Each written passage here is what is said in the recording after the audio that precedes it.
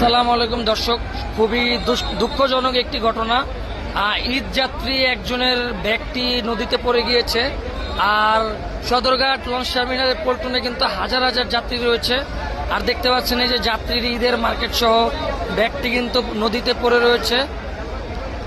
দেখতে পাচ্ছেন এই যে একজন ব্যাগে থেকে দড়ি বের করলো যাত্রী ব্যাগটি উঠানোর জন্য।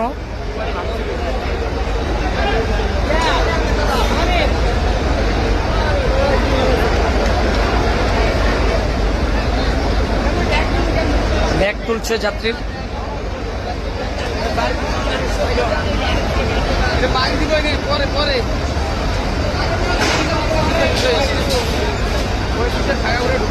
যে ব্যাগটি তুলছে তার মাথায় প্রচন্ড বুদ্ধি, দড়ি কোথা থেকে আসলো বুঝতে পারছি না। আর ব্যাগটিও কিন্তু বেঁধে দিয়েছে।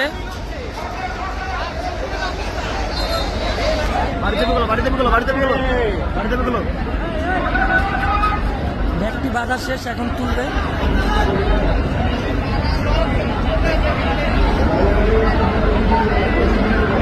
খুবই সুন্দরভাবে তুলছে ব্যাগটি।